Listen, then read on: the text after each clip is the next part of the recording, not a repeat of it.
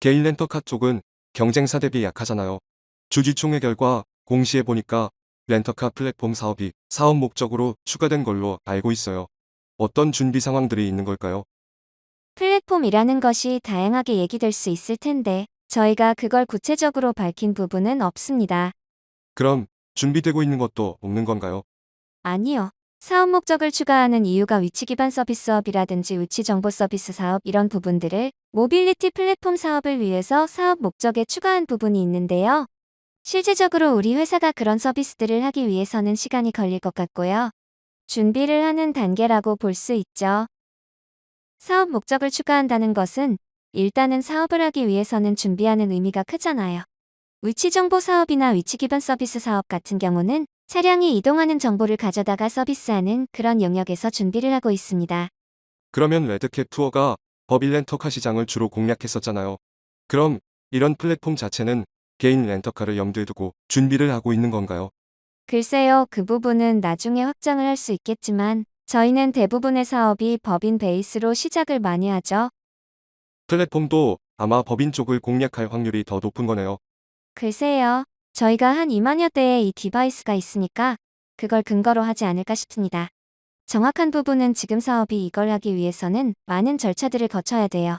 위치 기반 서비스업에 대한 라이센스라든지 여러 가지 부분들이 있는데 저희가 외부에 공식적으로 알리기에는 현재로서 적절하지 않은 상황인 것 같습니다.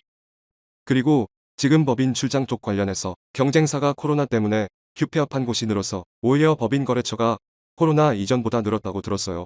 어느 정도 규모라고 알 수가 있나요? 저희가 2021년 말에 거래처가 한 1200개 정도 돼요. 여행 쪽으로 코로나 이전에는 1000곳이 안 됐죠. 거래처가 200개 넘게 늘었다는 것은 상당히 큰 규모의 거래처가 증가한 부분인데 이런 것들에 대한 실적 부분들은 아직 나오지는 않은 상황이죠.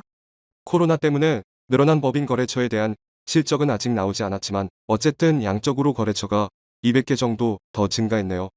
정확하게 말해서 코로나 전이라고 하면 2019년 말하고 비교를 해야겠죠. 2019년 말에 720개 정도 됐네요.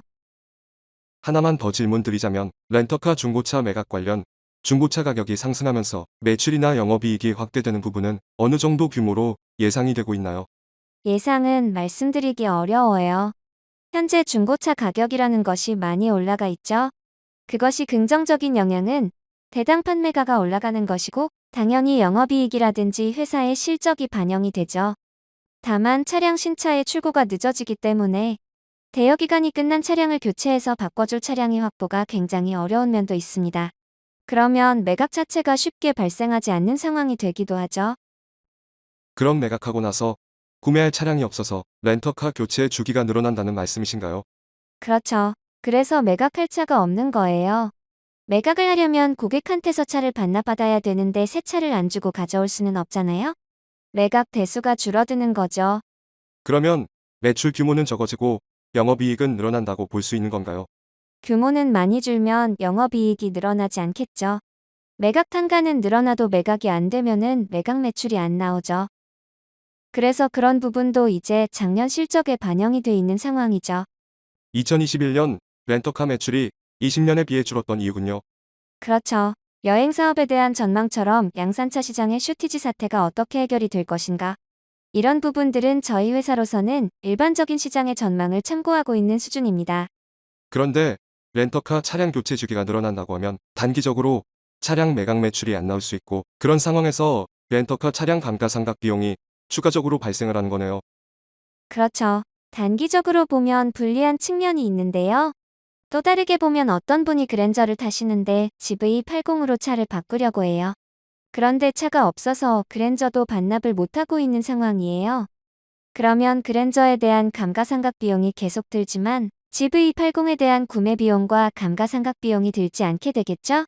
그러니까 그 부분이 회사의 수익성에 장기적으로 볼 땐 아주 마이너스 효과가 크지 않다고 볼 수 있는 거죠. 네 말씀 감사합니다.